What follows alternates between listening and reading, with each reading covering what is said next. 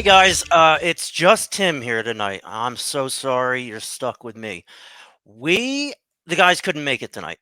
Stuff going on, life happens, is what it is. We all agreed that we'd go on with the show. We have a different format tonight. What we have is we have a special guest, a gentleman from Texas, older gentleman, alcoholic. Me and him are from two different worlds, but we click because we have the affliction of addiction.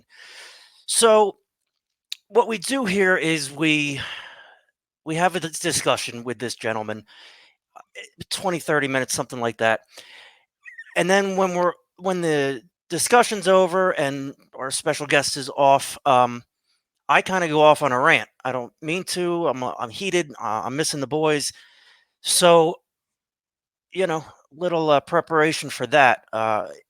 Apparently it's good. I've had a couple people listen to it, so I just encourage you to hang in there with me. I love doing this. I didn't want to miss the show tonight, so we all agreed to do something different. And we have a guest for you. A different format tonight. Not so much fun and games. Tonight we got serious, and you know what? We can we can paint the addiction podcast thing however you want. Funny. We're making animated things. That's all to get you in, and we want to have fun because fun and recovery is. If you don't have it, what's the point of recovery? What's the point of living? You got to have some fun. We do, and we have recently. But tonight, it went in a serious direction, and it just naturally flowed in that direction. I don't know what happened, but we didn't have a format or a plan for this episode, and it just evolved. It was very organic. It just happened, and it's pretty good. So, you know, hang in there with me. It's just me tonight and my guest, but yeah, it was. I think it was good, and I think you're gonna enjoy it. So just remember. I mean, just link up with us on Facebook, on Twitter, on whatever, TikTok, Instagram. I'm so sick of it all, to be honest with you. But I had to do a push to get some interest flowing. You can go to www.trash-podcast.com. That basically links everything up. I encourage you to watch and listen on Spotify because we have a fun production here. You can just listen on Apple Podcasts. You can just listen on iHeartRadio. All that stuff is there. So we're gonna get into our guest, John, in a minute. We're just gonna we're gonna hear a word from our sponsor real quick. You know what absolutely sucks? Moving. The stress, the anxiety, the pressure of moving your entire life to a new house. Well, I got good news for you. Highway Moving and Transport Services has got you covered. Highway Moving and Transport Services takes the worries out of moving. They treat your things like they're their own. You can sit back and relax while our experienced crew makes moving carefree. We service all of New Jersey. If you're getting ready to move, call us at 609-289-4935. That's 609-289-4935. Highway Moving and Transport Services. Let them do the heavy lifting so you don't have to.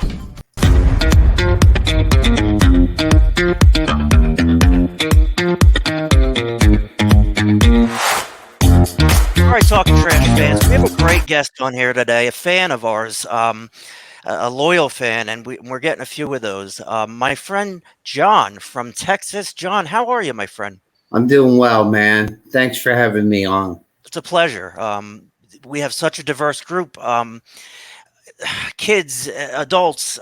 We're getting the message out the best we can, and we really appreciate your support. So you're in Texas. You didn't grow up in Texas. You're from the East Coast. Yeah, I'm an Eagles fan. I grew up in Jersey, outside of Philadelphia.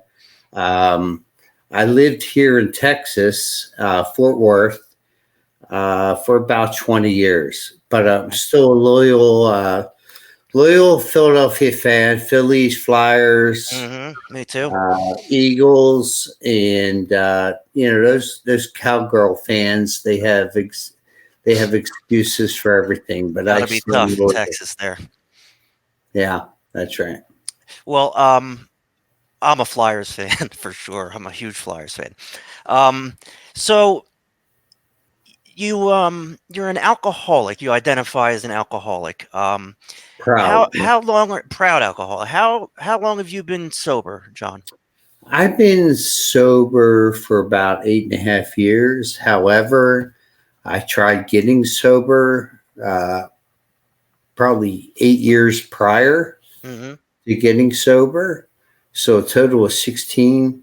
When I was a constant reestablish, I'd reestablish my sobriety date, Right. but I was a chronic relapser. Uh, I tell people I go to AA and they give out those 24-hour chips for people who want to stay sober Yep. for one day. I probably have enough of those to melt down and make a boat. Sure. Uh, Lot of people are like that, John. right, and You know, and it's and the thing is, I never gave up, and for some reason, something stuck yeah. this time. Well, So it's a I mean, great ride. listen, it takes people a lot of pain and a lot of experience in that pain again, to come back. I know my personally, I was a chronic relapser. I've been bad for the last 4 years, and I'd have 6 months clean, and I'd be in a halfway house and end up using. And I'm just over a year clean now, and Congrats. thank you. I'm at a place where I don't think about the fleeting moment of being high. I look at the destruction that's behind me Oh, that I still have to fix now. And using would I don't have another run in me. It's it for me. So it's nice to be at a place where I don't even the obsession is gone. But it's hard to get to that place, and I think you can attest to that. sure. It takes some time. 16 years for you. Um, you didn't really get it till 8 years into that journey, and you're 8 years sober today.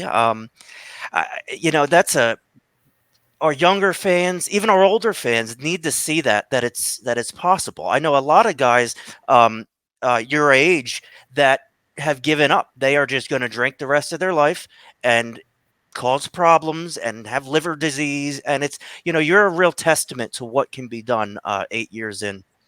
Well, I really, I really don't focus on the years. I Me neither. mean, we have a 24-hour reprieve. Sure. Really is what it comes down to. It's sometimes that 24 hours is, you live 24 hours a day, and sometimes it's 5 minutes Yep. reprieve, um, whatever it takes. But I can tell you the easier, softer way is the way to go. I mean, there was so much destruction. It ruined Yep. families, jobs, you Yep. name it. I know it. And I didn't grow up in an alcoholic family. You hear horror stories. So on paper, you would look at it and say, well, this guy, grew up okay. Hmm. What went wrong? And I see now what went wrong, because they say that alcohol is really a symptom Hmm. of what's really going on. You're And absolutely right. God bless AA, because AA really allowed me to uncover Identify what. but then also live life on life's Yeah. terms. It's You easy to know, say. It's hard to do. it's hard. It's an easy program, but it's harder than hell to Yep. do every I know it. day. You got to stay at it. You really have to stay at it. Do. So And like you said, it's very important.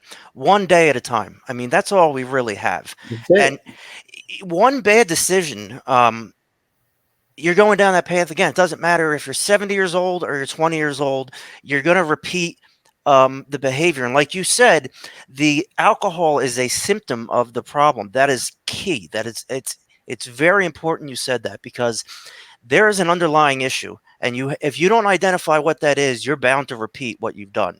Absolutely, absolutely, yeah, and you go in here. This was the 8 years prior to me getting sober. I would go. I was a meeting maker. I would go to meetings, Mhm. and I thought through osmosis, sitting in the chair, that I Yep. would pick it up, and I would cherry pick the Yep. steps, and they're on they're in order for a reason. Yep. Um, I would hear. It sounded like Charlie Brown talking in the background, but I would not listen. Mhm. I focus on how different I was versus commonalities. Yep. I was fired 5 times from sponsors, people who sponsored me, and I'd bullshit them, Mhm. and they had enough of it. But when I started taking the program serious, uh, that is when things really took off, and I was no longer hearing, I was listening. Mhm. I focused on the commonalities. I did what I was told to do, Right. and it worked. And I became a meeting maker, meeting from a meeting maker to a step taker. And Well said. I took the steps versus me, taking my shopping cart and doing it John's way Yeah. and Right. picking off the shelf what I want. And I mean, I have been to a million AA meetings. I love the message, the process. Personally, I've never gotten through step four. That's just me. I also have a spiritual element of it. Celebrate recovery, whatever works for you at this point, because people are dropping like flies. But I do. I love the AA structure. Sure. I moved from New Jersey to Georgia, and it's tough to find a home group and a sponsor. So, not excuses. I do. I go to a meeting every week. I go to an online meeting on Wednesday nights. I do. I I don't know if this is good or bad, but I do kind of what you did. I do cherry pick a little bit. And that's something I have never committed to AA, but I've always loved the process and the program. Um, there are a lot of people like me who have been able to overcome their affliction without following the steps one by one, but I can see where it is vitally important for other people who need those steps to in order to find success in this journey. So it can be different for everybody, but I'm a huge Sure. AA supporter. I the camaraderie, identify, don't compare. That's it's all there if you want it. I do an online meeting. It's not quite the same, but I'm close with the 25 people that are in there. Here's what I found, and this is me just talking, but Hmm. 99 point since I've been in the program, 99.9% of the time, people go back out who's in AA is they stop going to meetings. Right, Um, Booze is like AA. right. And when I say that, it does not discriminate.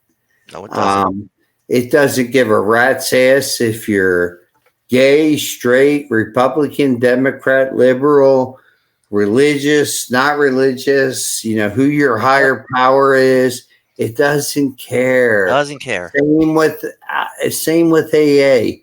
It doesn't care. It's there to help.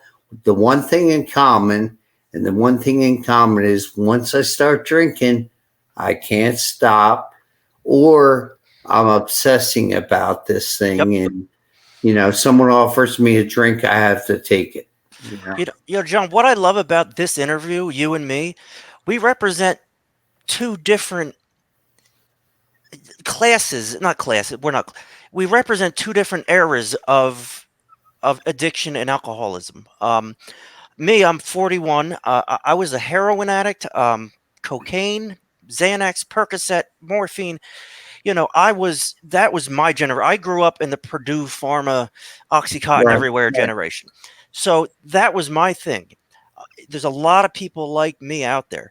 There's a lot of people, and it's not about age, race. It's you're an older guy. You've been through it. There's a lot of guys like you that are alcoholics. Point I'm making is, you and I connect regardless of the substance. Yes.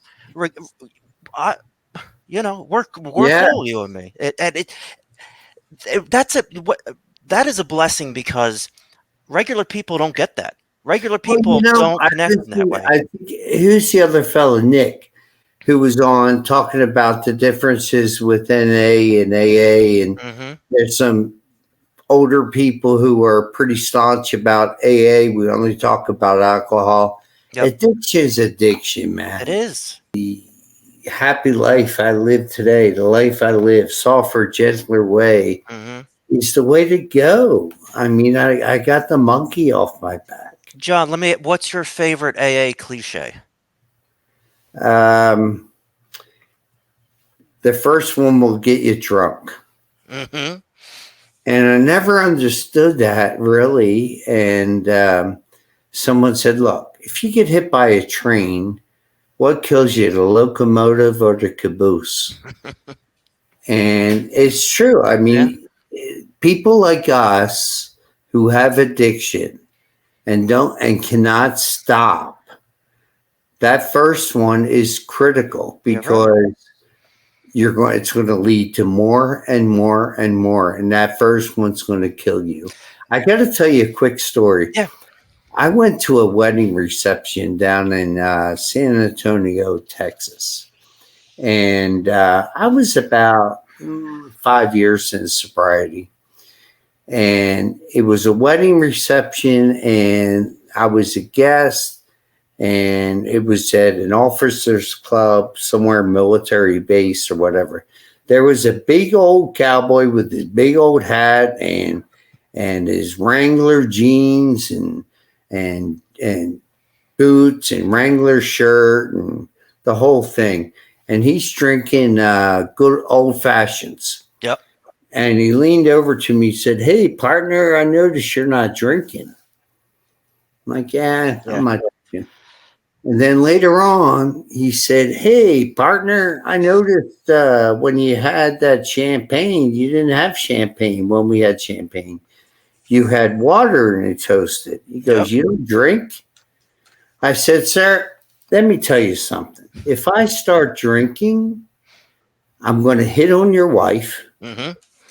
and I'm probably going to get in a fight with you, and I'm going to ruin this special moment that these two people had." Right. And he said, "You're right. You better not drink." Um, but the thing is, I used to look at it, neighbors and what have you, that someone would come over, ignore me, and have a couple beers and drink bottled water. And I had a certain amount of I had a lot of respect for that person. Yep. So how can he do it and I can't? Right. And he was normal. He doesn't have the allergy The that we. allergy. You're right. And I know tons of people like that. They can have a few beers, a shot, go Yeah, home. And I was that guy. I could have a couple beers, play horseshoes, and go home. Alcohol was never my problem. Um, so I drank, I guess, normally for a long time. Then when I had a situation happen that I wasn't dealing with, I was hiding from, I was anesthetizing myself with alcohol. It was a new thing for me. So let me tell you something. I'm not a good alcoholic. I do stupid shit. I get in trouble. And I drink till I black out. I've gotten 2 DUIs. I should have killed. that sounds like a good alcoholic. You are. So in my life, I did more damage to alcohol than I did with a needle. Yeah, So that's my experience with alcohol. So I'm everything. I should be dead. I flipped a pickup truck. I wasn't too intoxicated. I think I took an Ativan or something. Like I was all right at the time, and I was driving. No, I drank earlier in the day, but like 6, 7 hours earlier. My BAC was zero. I'm driving a pickup truck at 11 o'clock at night to go get cigarettes or something, and I hit a deer and I flipped the pickup truck 20 times. I remember when, as soon as it happened, I'm in midair and there's glass everywhere. And I remember thinking to myself, oh shit, this is going to be bad. And sure enough, I wake up 2 weeks later, neck brace on. They already did surgery. I broke my C3, C4, C5, my Jeez. scapula, my collarbone, 6 ribs. I was in bad shape. So you want to talk one thing leading to another? That sparked my addiction again. Pain, sleepless nights, a whole new animal for me. Pain, it was horrifying, and that kicked me right back into gear, and that got ugly quick. So it doesn't matter the substance. It doesn't discriminate. It's who I am. I can't drink. I can't smoke pot. I can't do anything because I take it to the extreme because all those feelings come up again. Why do I drink? Oh, I drank because of this. And my excuses, my triggers. I drank because now I'm feeling that pain again. You just start the cycle all over again. And I've done it a few times here, and I'm not doing it again. I've had my fill, to be honest with you, John. That's good. So this has been great. I really appreciate you coming on. We'll have you on again. Thank you for listening and supporting the show. Oh, I Um, love the show. well, we love having you. You keep doing your thing. We're proud of you. We're happy you're clean and sober.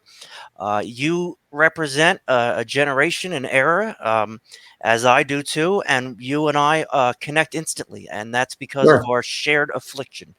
So, John, thank you so much for coming on. We'll have you on again, and we'll see you. All right, buddy? All right. Go Eagles. Go Eagles. Bye.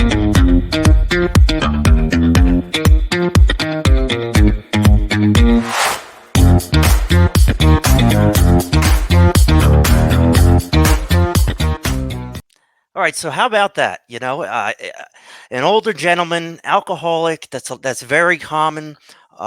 Me, younger guy, addict. 30 minutes. It was supposed to be 10 minutes, and it turns into 30 because we share the same affliction. Like we said, addiction, alcoholism, the allergy. It does not discriminate: age, race, creed, identity. It was great to have him on. We have so many listen. We had 1,000 listeners last week, and some of them were. I mean, there. It's a diverse group. I don't know. I don't know what we're doing right, but there's an issue out there. It's a epidemic. We thank guys like John who are listening. They listen intently. They enjoy the freedom, the open forum that we have. We're really trying hard to bridge the gaps between everybody. We represent a generation that is in pain and dying. It's I can't sit back and watch anymore. I have to do something. I can sit here and I can talk and I can tell you why I'm 390 days sober. But I can get it. I can pick up a drink tomorrow and start the whole process over again. But I'm aware. I have awareness of what that decision causes, and it causes utter destruction. And the more times you relapse, the more times you test the waters, the worse it gets. And I can tell you for a certainty that if I test those waters again, I will die. And I was okay with dying at one point in addiction, in alcoholism. I was fine with it. Now, I have two beautiful children. I have parents that love me. I'm a good looking guy. No, I'm just kidding. I'm 5'2". Um, we are Everybody's dying. Listen to me, people. Everybody is dying. People are drinking way too much and crashing cars and killing other people. People are sniffing a corner of a bag of heroin and it's fentanyl. They're dead instantly. No Narcan's going to bring them back.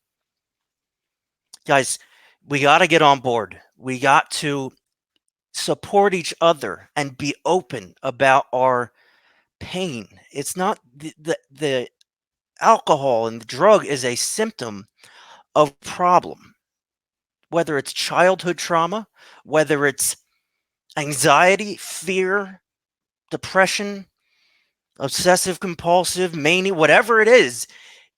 Figure it out, because self-medicating ends in death, ends in pain for your loved ones. You get to be anesthetized and then die. You don't remember any of that.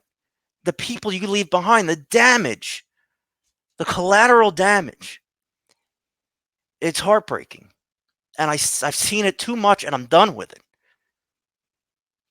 I love you. I do. I love every addict and alcoholic. I just had this guy on, John. He represents the older alcoholic crew that you find in the rehabs, and you connect with at a meeting because you have the same problem. I listen. I'm a year clean, right? And I've had years clean before. It's nothing special. I mean, it means something, but it's nothing special. I am in a different mindset, and I got here through my pain, and I should be dead, and I'm not. So there's a reason for that. There is a God in the sky. I can promise you that. And there's a reason I'm still alive. And if you find yourself in the same position where you should have been killed, you should have killed yourself, should have killed other people. If you find yourself in that position where you are alive and you have your legs underneath you and you have your faculties about you, if you find yourself in that position, cherish it. Make it something good for other people. Grab other people out of that desperate hole that they're in. Grab them, pull them out because you're out. Don't start that cycle over. You've been given a gift. Look around, everybody's dead. People kill families because they get behind the wheel. I should have done that 3 times. And God weaved me through traffic and made it a single car accident. I've overdosed several times. Blue in the face, dead. I'm still here for a reason. A year ago, on the 21st of March last year, I was doing a drug I never did before. I was out of my mind, and I was actionably going to kill myself. I wouldn't be here talking on a podcast right now. I listen, call me, text me, whatever it is. I'll stop what I'm doing. I'll assist you in any way that I can. Now, listen, I'm not accredited. I'm not a social worker. I am a fellow addict. And there's so many of us. And you know who needs to help the fellow addict who is at rock bottom and needs a hand up, not a handout? The other addict.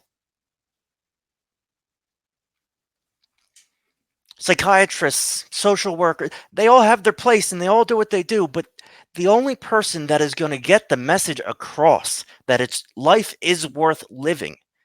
And don't be selfish. You're selfish. When you're using, you're being selfish. You're playing Russian roulette. And are you going to hurt everybody when you die? Are you going to hurt everybody when you empty the bank account and they can't pay the mortgage? And you're hurting everybody else. You're hurting yourself physically, but you're hurting everybody else. You are sedated while everybody is in pain. You're not in pain. You're just sedated because you like how it feels to be high. You like the way it feels to be drunk. That's why you drink. There might be a reason, but ultimately, you like the way you feel when you take your substance. I had a divorce. I got to drink. That was me. I got fired. I can't take it. I got to drink. At some point, you got to just own it. You drink because you like to. You like the feeling. Listen, I'm grandstanding. I don't know. I'm sorry. I just started this podcast and I'm flooded with people who need help. And I'm doing whatever I can, but personally, I'm getting not angry, but justifiably mad that this is happening in the world. And I'm putting myself back into it. I've been to rehabs, I've worked in rehabs, I've done all that stuff. Now I'm willingly putting myself back into it by doing a podcast and promoting it. And it's hard. It is just hard to live it all again. The relapses, the deaths, it sucks. So I'm trying to stop whatever I can. If I save two people, one person, if I keep one person from overdosing, not picking up that bag, not picking up that pressed oxycodone pill, if I can convince one person, all of this is worth it. I mean that. That's So I am frustrated a little bit with the addiction, not the people. I love the people. I know their pain. I know their pain. I've been there. God has saved me from it. I'm alive for a reason. It's not to get high anymore. It's to help people who are at where I've been. And maybe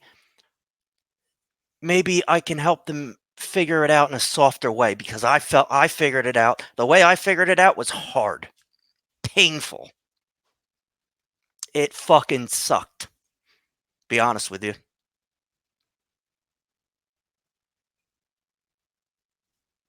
Come on, guys. Life or death here. Life or death. All right. Let me get off my podium. This is unscripted. This was not planned. Thanks for listening to the show. We got 8, 9, maybe 1,000 viewers last week. I don't know. The feedback is I love it. People have problems, and I give them advice, but the feedback is positive. There's some negative things happening, but there's positive feedback. People saying, thank you for doing what you're doing. That's all I need. I'm on disability. I have a broken neck. You know, I, the universe, God, whoever has put me in this position, this chair right now, this platform. Maybe it fails, and maybe I'm not. I don't know what I'm doing, and I probably, I honestly don't. But you know, maybe I save one person, and this whole thing's worth it, and I'll go back to watching Netflix. I don't know, but like, I'm an addict. I'm you. You can be me. You can be who I am by taking the suggestions, by asking for help. In the beginning, it sucks. I know. You crave the drug, the drink. You're the only thing that's happened is it's been taken away from you if you've gone to rehab or decided to stop. The obsession is still there.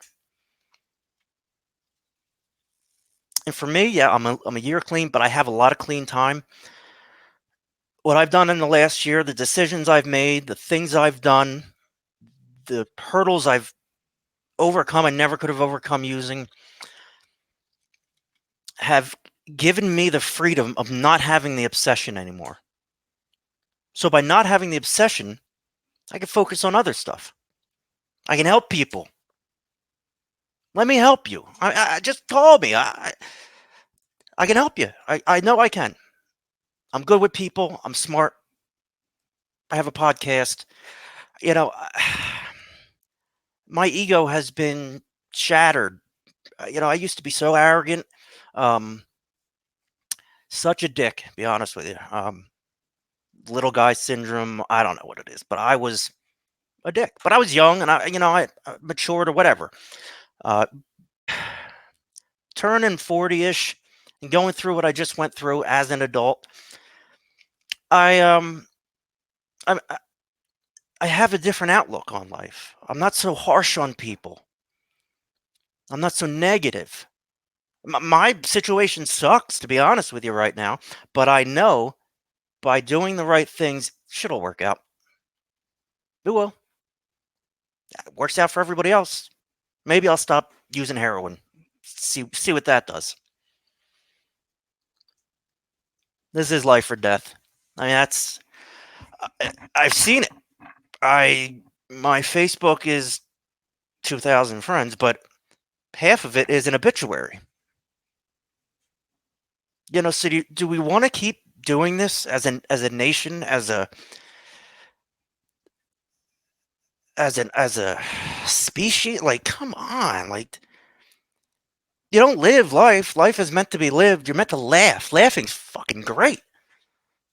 It's like getting high. I'm a happy guy. Usually I am. And when I have two co-hosts, we're just banking shit off each other. But after talking to him, John, our loyal fan, and connecting with him and seeing the pain that he went through, and now the obsession being gone and what he did that works for him, it made me think about my generation and all the friends I've lost and all the funerals I've gone to, obituaries that I've read.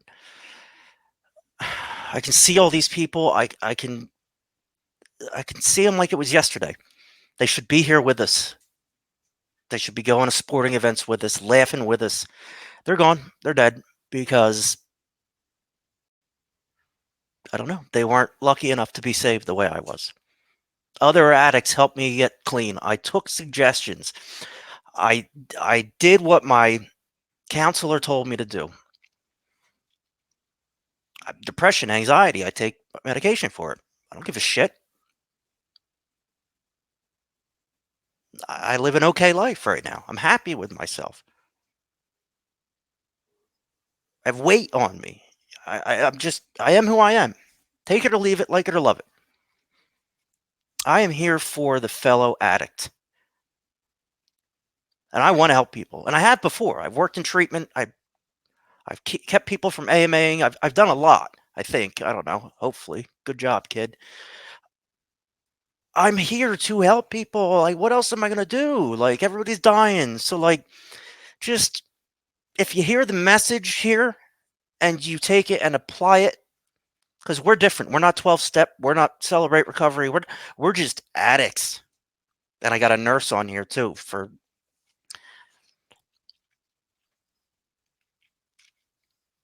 go out and find them. Be vulnerable. Put yourself out there. I guarantee you that you will find love from another addict. Whether he's John from Texas or whether he's Jill from, well, I wouldn't. If you're a man, don't mess with the women. But just, you will connect with the people you need to connect with for help. It's out there.